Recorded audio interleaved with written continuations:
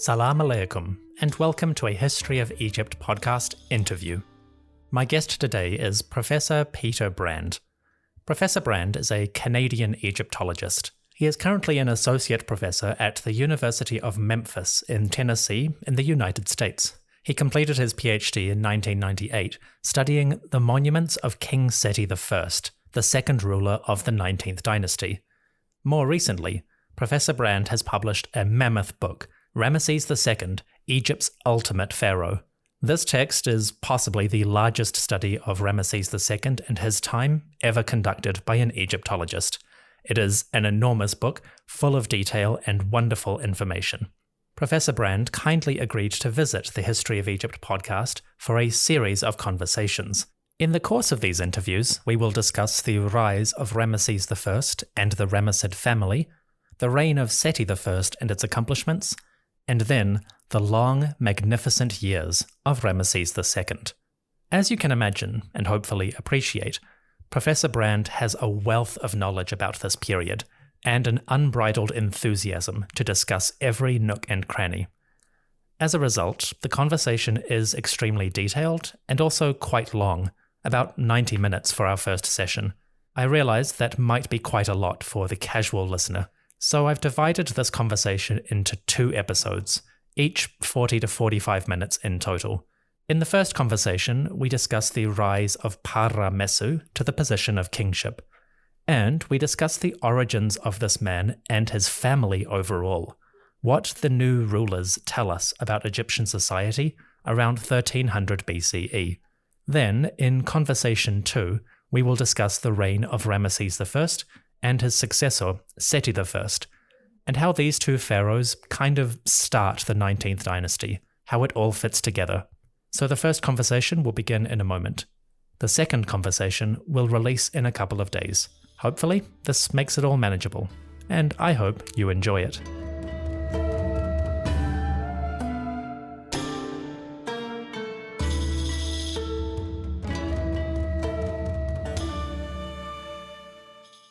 So, good morning, Professor Brand, and welcome to the History of Egypt podcast. Thank you. It's great to be here. I'm looking forward to talk about one of my favorite fellows, Ramesses I.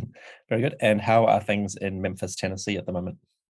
Well, we're enjoying very pleasant autumn weather. I guess the reverse from down under, but it's gloriously. It's not too hot, and we're right in the middle of the fall semester. But we're about to have our fall break, so I have a little bit more time. Oh, very good. And you must be very busy working away on the final version of this Ramesses II book. Yes, I'm really looking forward to having this finally come out, and the hopes is that it will actually appear in print at the end of January or sometime in February.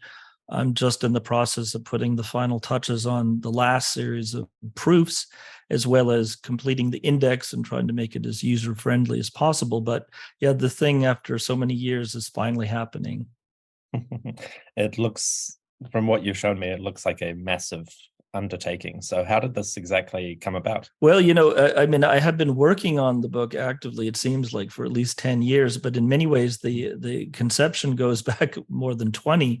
After I finished my doctoral dissertation on Sety I, and was working with my late mentor, Bill Murnane at Karnak on the Hypostyle Hall project. I remember discussing with him in 1990, I said, I want to do some work on Ramesses II. I had some things I wanted to do, looking at Egyptian-Hittite relations and seeing what happened after Sety with Ramesses II. And other things came along. I started to get an interest in the royal family, especially the royal wives and their positions. And so there have been various threads that I've been pursuing really now, again, for ever since I finished my doctorate in the late 90s.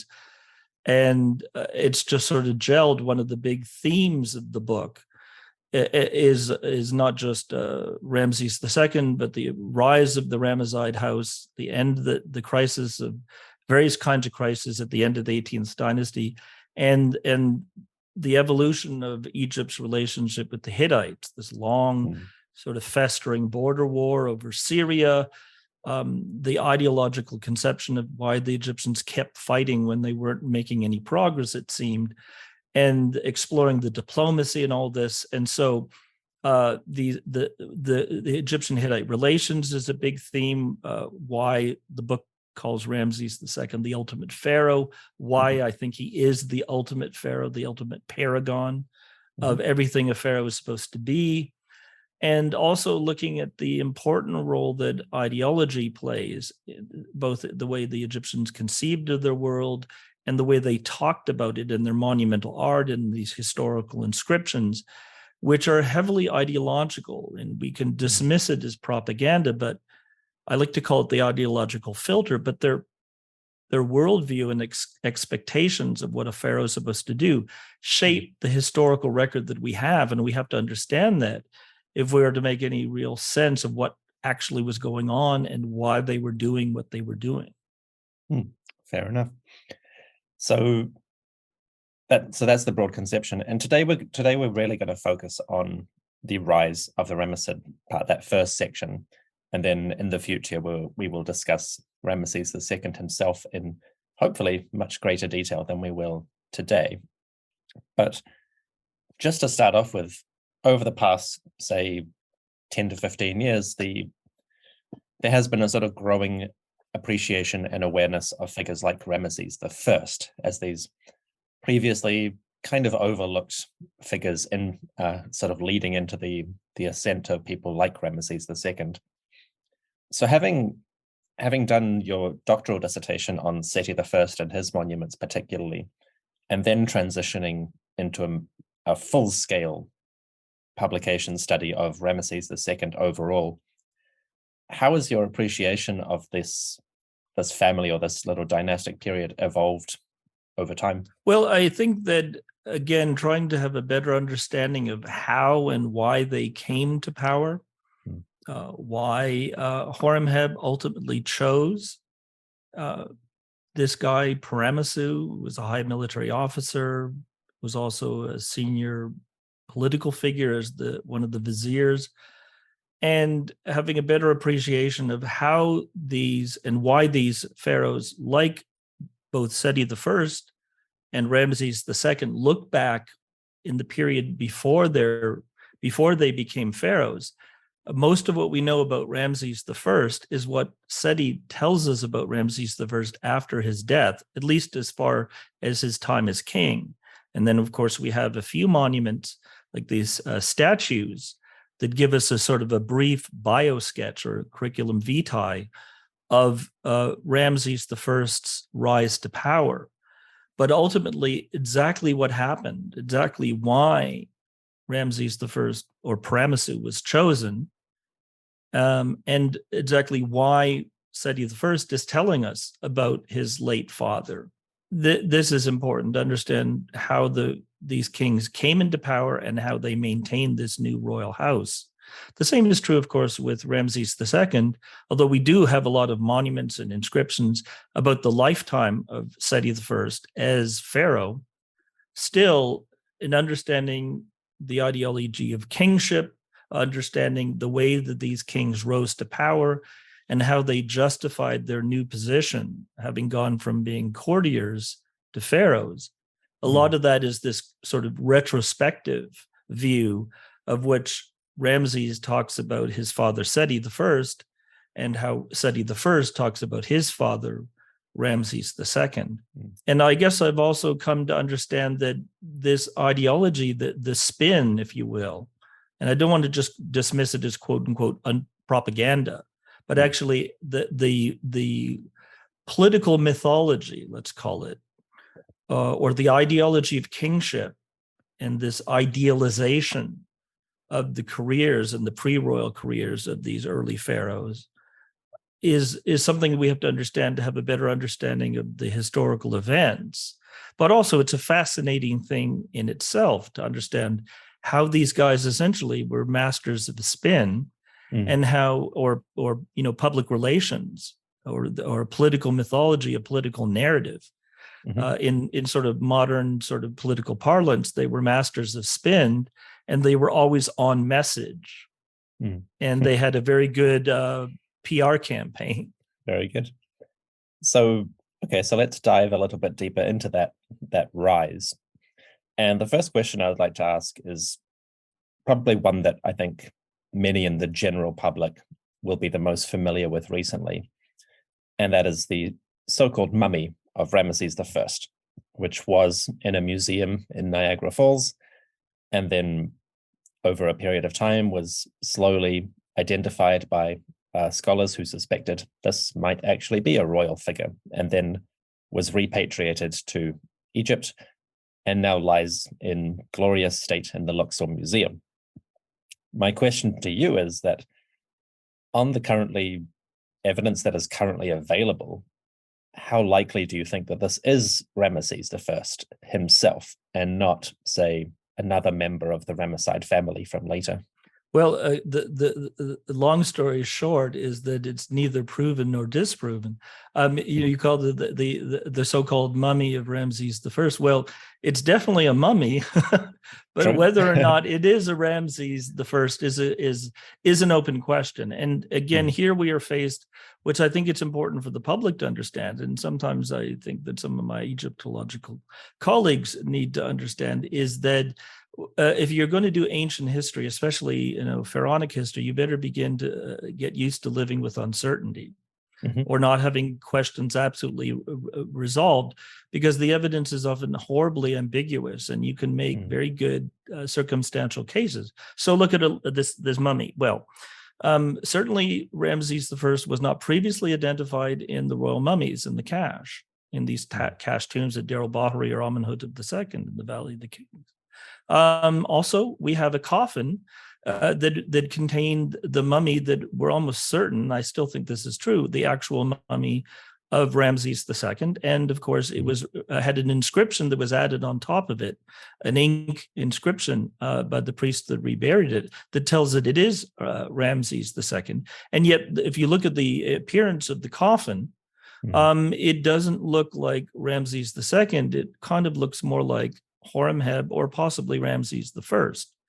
It is a beautiful wooden coffin. It has some painted decoration applied here and there, but there's no trace of gilding. In fact, there's no trace that gilding was ever applied to it. The rather beat up coffin of Sety I, which did have gilding, but was all the gilding was stripped off by the tomb robbers or the priests themselves, and it covered with crude plaster wash. Well, this coffin that Ramesses II was found in was almost certainly either the coffin of Horemheb or of Ramesses I. And very much like the work that's been done by Nicholas Reeves, I'm entirely in agreement that almost certainly the most likely candidate for that coffin, the original owner, was Ramesses I, who ruled rather briefly and wouldn't have had time necessarily to have completely finished his tomb equipment when he died. On the other hand, Horemheb, who ruled at minimum 16 years, and some, including yourself, I suspect, believe that over 20 years or maybe 27 years, that presumably he wouldn't have had an unfinished coffin unless he was just a procrastinator. So the fact that we did have a coffin that came from the royal cache that likely and perhaps even certainly once belonged to Ramesses I, and yet we don't have a body of Ramesses I, is interesting. So it suggests that at least the possibility that his body could have survived. Now, the origins of this mummy and how it came about, it was obviously bought on the market back probably sometime in the 1880s. And again, its background is rather murky. But the possibility that this local family of almost glorified tomb robbers, the Abdul Rasuls, may have been dipping into the royal cache before it actually came to the attention of the antiquities officials, and they may have been basically dribbling stuff out. A mummy, if not the coffin that might have actually been Ramesses I, could have been taken from the cache and then sold on the market. And then, of course, when it came to originally Niagara Falls, it was given, along with all these other mummies there, these weird backstories of fantasy individuals who didn't actually exist. And of course, the irony was, if it really was a royal mummy, then they completely misidentified the fact that they actually had one this time. Now, the pose, of course, seems to be quote unquote royal. certainly the prominent aquiline nose of this mummy has a family resemblance to the Ramessides, but of course, a lot of ancient Egyptians could have looked like this. There is some apparent DNA testing that was done that was suggestive, that seemed to be similar to the DNA that was tested for the known early 19th dynasty mummies that suggest the problem with DNA, and I'm not an expert or microbiologist, but I know enough at least to understand that the evidence can be, again, ambiguous or uncertain, especially when you're dealing with DNA that is thousands of years old. But so far, so good, at least for a strong possibility. Now, once it was first identified as the mummy of Ramesses I, and it made its way to the Carlos Museum in Atlanta, and once the Egyptian government and the Egyptian people found out that there may be a exiled pharaoh's mummy in Egypt, well, this is exactly what everybody wanted to hear. I mean, everybody wants it to be. I'd love it to be Ramesses I. I even now, after thinking it over for years and years, I'm actually more and more inclined to think that it probably is Ramesses I. Of course, once it was identified as Ramesses I, there was no question that it was going to have to go back to its homeland one way or the other. And of course, why wouldn't anybody want it to go back as, a lost king returning home? So again, the case is not proven, but it's certainly not disproven. There's a strong possibility that it is Ramesses I, but again, we'll never know for sure. Very good. Very thorough answer. I appreciate that. That brings us to the end of part 1. After the break, I want to get more into the origins of this particular family and how this all fits together with a picture of ancient Egyptian society at the time. The discussion is a little bit lengthy and gets quite complicated, so let's take a quick break and then we can return refreshed. See you in a moment.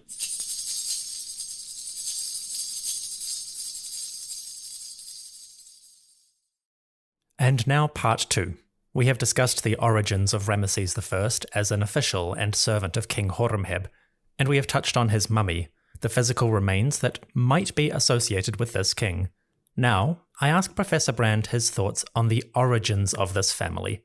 Scholarly studies of this family, particularly the mummies of Ramesses II, Sety I, and Merneptah, have revealed interesting aspects of their heritage, where the family comes from in both a physical and a social sense. In this section, I ask Professor Brand his thoughts on the wider origins of the family. Where do the Ramessids come from in a political and social sense?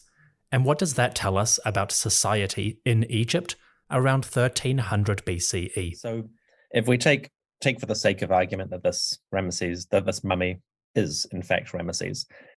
So studies of the Ramesside mummies overall, Sety I, Ramesses II, Merneptah, at the very least the solidly identified bodies.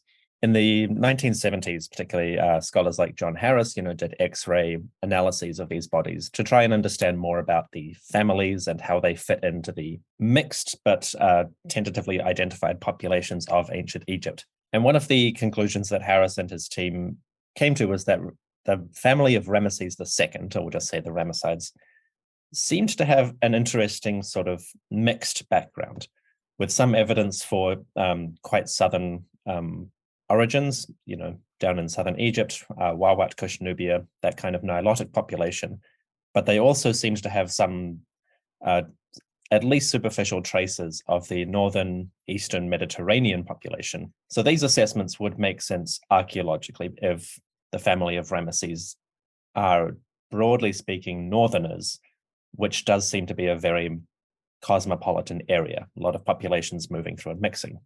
My question to you is, how do these sort of mixed heritage proposals track with the historical information that we get from these rulers in terms of how they represent themselves? Do they seem to embrace a kind of cosmopolitanism, or are they a bit more parochial in the way they approach their own identification? Well, this is one of these questions, again, where on the one hand, we have archaeological, in this case, anthropological evidence, and I'm not a physical anthropologist to be able to confidently agree with or debunk the findings of the work on the X-rays. And also sometimes archaeological evidence and textual, or what we might call historical evidence, doesn't always necessarily jive. And this comes up, for instance, in the case of estimates of the age at death of mummies, where sometimes the physical anthropological evidence suggests dates that do not concur with the actual known historical data for how long or short a reign or an age king lived to. Getting back, of course, the historical background of the Ramessides, going back to, for instance, we know they came from the region of Avaris in the northeast delta. There is this stela of a middle-ranking military official named Sety, who may very well be the father of Ramesses I, also known as Paramessu, before he became Ramesses I. We know a couple of his members of this man's family. There's some possibility that they may have had, some have argued for marriage connections with family in Akhmim.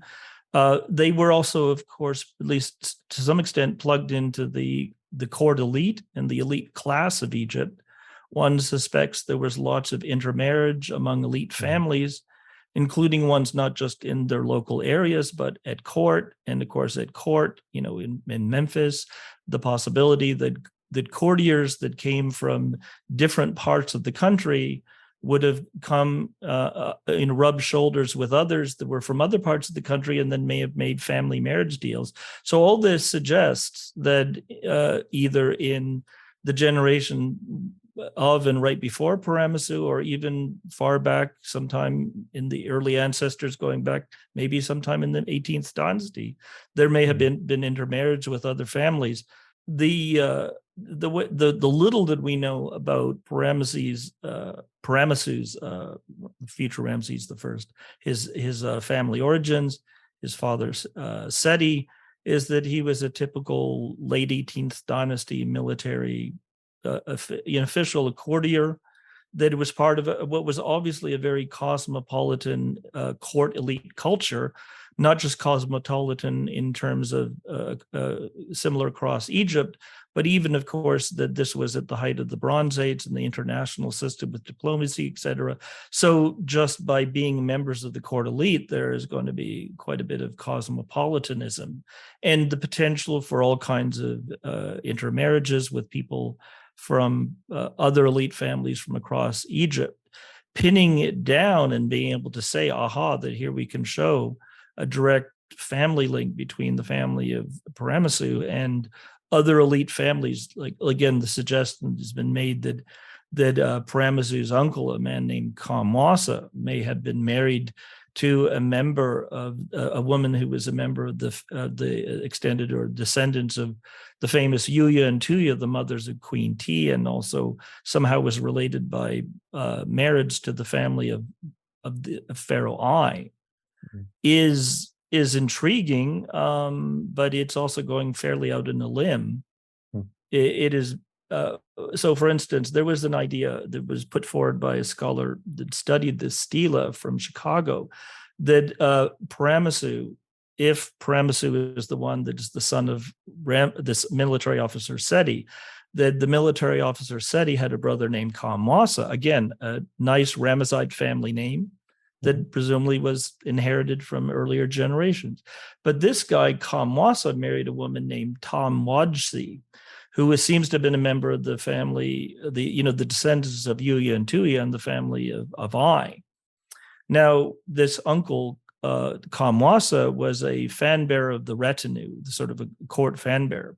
His brother, the military officer Sety, was a middle-ranking officer. He was not a general. He wasn't a common soldier, but he was not a charioteer. He wasn't a general of the army like his son Paramessu would have become. And so, on the one hand, at this time, Paramessu's family was still on the make, if you will, whereas presumably the Tamwadsi came from a family that was at the highest levels of the court elite being intermarried with the late 18th dynasty family. And even if I was already king, then she was sort of like the niece or something of a pharaoh. Mm-hmm. So why would their family want to intermarry with some middle-ranking officer? Now, on the other hand, if you're talking about during the time of Horemheb, in which I and his family had been repudiated, in fact, all of the Amarna pharaohs had been repudiated, and this family of Paramessu was being groomed for possible heirs of Horemheb, or just to be part of this new regime of Horemheb who had repudiated the family of I. Why would they want to be, as it were, caught dead, marrying a young woman who was related to a disgraced former pharaoh? And so I'm playing sort of devil's advocate, or basically wet blanket. But to my mind, these are some of the questions. I think that either way, it may not have been a match that made much political sense, depending on the perspective in the time period we're talking about. Absolutely, that's a very strong point. So I don't personally subscribe to the hypothesis too strongly. I think it's interesting, but I do wonder, having studied the reign of Horemheb and Tutankhamun in some depth, whether there might have been a certain logic in marrying, say, a younger brother like Paramessu to what would presumably be a younger sister like Paramessu, these sort of second tier children of these families, as perhaps even at a simple economic level of uniting what may have been wealthy families in the very far north and the very far south as an economic union. But yes, as you say, it is very. But if I can ask you to indulge in a bit of rampant speculation just for a moment, one thing we do see in the later 18th dynasty, and then very strongly in the reigns of Ramesses I and Ramesses II, is a concentrated investment of royal resources in building these temples and monuments in Wawat, in northern Nubia. Abu Simbel is obviously the classic example, but then you have Tutankhamun at Faras and Kawa, and Amenhotep III at Soleb and Sedenga. Considering that the Ramesside pharaohs essentially pick up where Amenhotep III and Tutankhamun had left off, and Horemheb gets involved a little bit too, how do you conceptualize that sort of investment in northern Nubia as an expression of that ideological framework you were touching on earlier? What exactly are the Ramesside pharaohs particularly, but maybe the late 18th dynasty pharaohs, trying to achieve with this investment in northern Nubian temples and imagery? Yeah, if we go in Egypt's involvement in Nubia in general, but especially in the northern part of Nubia, what they call Wawat, as far south as the Second Cataract. Of course, it has a long tail historically, going back already to the Old Kingdom settlement in Buhan, which of course was a fortress, but also would have had at least at some point a temple. We know there was a Middle Kingdom one. We know there was a Tutmosid one at Buhan. There's the 12th dynasty pharaoh that built all these military fortifications, and at least some of the larger ones also would have had temples. So there was a gradual ramping up of Egypt's presence in Nubia, and of course that accelerated during the New Kingdom. And already we find there's, I think it's called Elasia, there's a small place with a rather small little grotto temple of Tutmosis III. And so it seems that the Egyptians, and of course all the way south to the Third Cataract and even further south, if you think all the way down to Jebel Barkal, over the course of the New Kingdom, they are essentially colonizing Nubia and establishing a regular place, regular occupation and even sort of settlement in Nubia, and almost assimilating Nubia to be the third part of Egypt. Even the viceroy of Kush, that of course is ruling over Nubia, but his writ actually extends as far north as the southernmost part of Upper Egypt. Now, one of the things you get with these 18th dynasty pharaohs is the establishment of these cult temples that are dedicated to the cult of the divine king as often an aspect of the gods. And this is a type of temple that in the New Kingdom is known as a mansion of millions of years. And it is both a temple dedicated to one or some of the gods, like Amun-Re, for instance, but also is dedicated to the cult of the king as a divine being, and also to some extent as an avatar of that same god. So a temple like Abu Simbel is both dedicated to Re and Amun, but it is also dedicated to the king as a divine being, and to some extent to the king as avatar of Re and Amun. And again, it's all mixed together. Now, most of the 18th dynasty royal temples in Nubia are fairly small, and many of them are in the northern part. But of course, the great spectacular exception is Amenhotep III, who not only builds his quite far south of Soleb, which is in northern Sudan, but of course also builds on an unprecedented scale in terms, and of course also explicitly creates a cult not just of Amun, but of the deified Amenhotep III as a moon god called Neb-Mot-Re, his prenomen, Neb-Mot-Re, Lord of Nubia. Now, Tutankhamun, to some extent, builds a similar temple. We know that Akhenaten was building some kind of a temple in Nubia, although it was an Amarna, an Aten temple. And then Ramesses II, of course, is of course the glorious culmination of this tradition. It may have begun already with Seti I, where he starts to build at places like Aksha and Amarna West, late in his reign, just begins to establish what might have been, if he had lived longer, a sequence of royal cult temples and temple towns, these fortified towns that were created to be part of the temple. But of course, he didn't live long enough to complete it, and Ramesses II comes to the throne and essentially runs with it. And he builds these temples in 2 or 3 waves of construction. Very early ones like Beta Wali, Abu Simbel, which of course unfolds over the course of the first few decades of his reign, but is then added to later. And then, of course, the great wave during his later Jubilee years, when he builds places like Yerf Hussein and Wadi Sabua and Deir. Okay. So touching on that sort of colonizing project that you were discussing, we know that Ramesses I dedicated a small chapel, at least at Buhen, and seems to have invested somewhat in the fortress. To what extent does this, in your view, sort of tie in with that military heritage of the family prior to their royal ascent? What I'm getting at here is that some historians of this period, most notably Andrea Guineas, have tentatively postulated that figures like Paramessu and Horemheb just before him might appear to be symptoms of a growing power and perhaps almost awareness of the army as a increasingly separate military institution within Egyptian society, where before, say, the late 18th dynasty, the army was very much integrated with the rest of the government. A troop commander might also be an overseer of a farmland or the priests of a local region, for instance.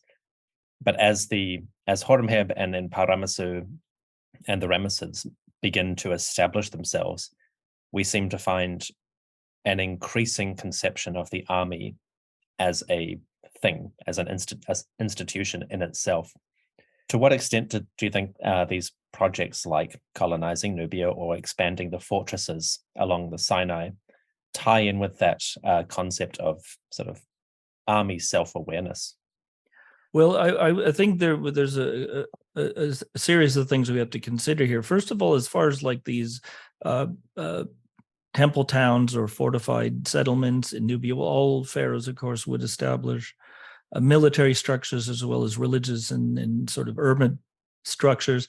The fact that they were from a line of generals or military men doesn't mean that they went to Buhan to basically demonstrate their military credentials. But you bring out an important point that has been much discussed in the role of the army and its place within the larger administration of Egypt during the New Kingdom, especially at the end of the 18th, early 19th dynasty, and of course the evolution of the army as an institution. And on the one hand, work like Neers, who did a very meticulous and detailed study of the social and administrative aspects of this, of course, others have done. There's no question that there's a ramping up of the institutionalization, you could say, and the administrative structure of the army over the course of the New Kingdom that again sort of reaches this climax in the late 18th, early 19th dynasty. And in fact, Neers's work is part of a larger tradition, which actually is in German scholarship. And here I would like to introduce a concept that I don't think often a lot of Egyptologists or the general public thinks about when we talk about what we call Egyptian history, which is the aspect of historiography, the study of the history of history. And so on the one hand, yes, the army becomes more institutionalized. It becomes a more prominent and organized and structured part of the larger Egyptian state of the New Kingdom. And this is obviously against the background of the imperial adventure of the New Kingdom pharaohs, especially in the Thutmose period, to create these institutions. And to, because before the New Kingdom, armies were almost ad hoc things that you raised when necessary. The idea of a standing army was something that was, and of course the structure of the army, both its complexity, the introduction of new technologies like the horse-drawn chariot, etc., and all this. So there's no question of that. And again, when we get to the end of the 18th and the early 19th dynasty, again, it's reached its peak in many ways.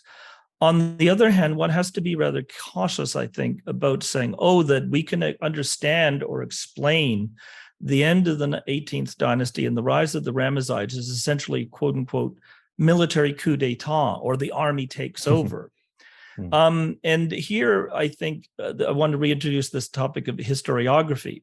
Neers is part of the German tradition, which goes back to Wolfgang Helck, who wrote his doctoral dissertation on something that is, I forget the precise German translation name, but it amounts to something like the influence of military officers on the transition from the 18th to the 19th dynasty.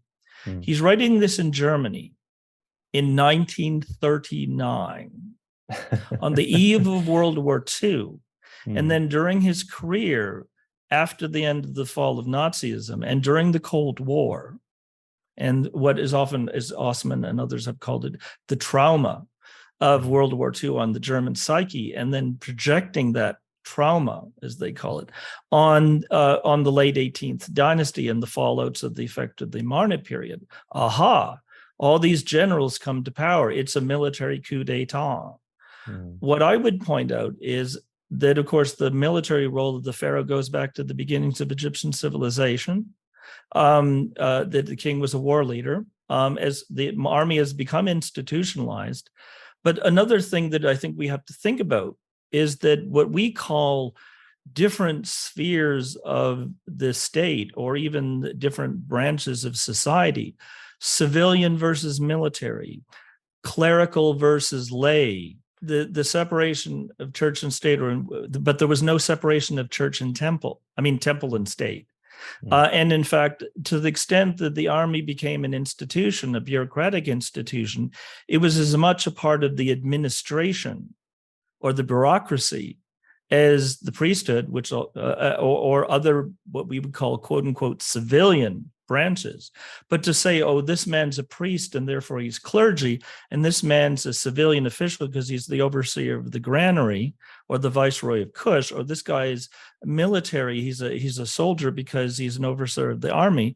What happens when you have not just these late 18th, early 19th dynasty kings like Horemheb, Ramesses I, and Seti I holding military, civilian, and clerical titles, but there are other members of the elite who hold military, civilian, what we would call military and civilian, and clerical and lay administrative positions. It was all part of the bureaucracy.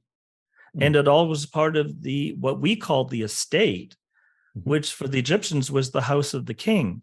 So again, there's no question that the army becomes very influential, it becomes very institutionalized, that it extends across, that there are generals in various positions of power.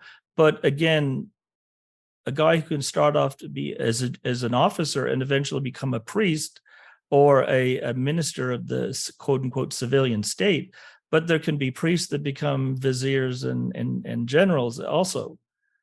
And so again, we have to be careful about imagining that this is just like some kind of 20th or 21st century military dictatorship, like Colonel Muammar Gaddafi in Libya overthrowing the civilian government and appointing himself El Presidente, as it were, or some South American dictator, et cetera. And then, of course, you have places where somebody becomes a dictator and then they put on a uniform to pretend that they're a general.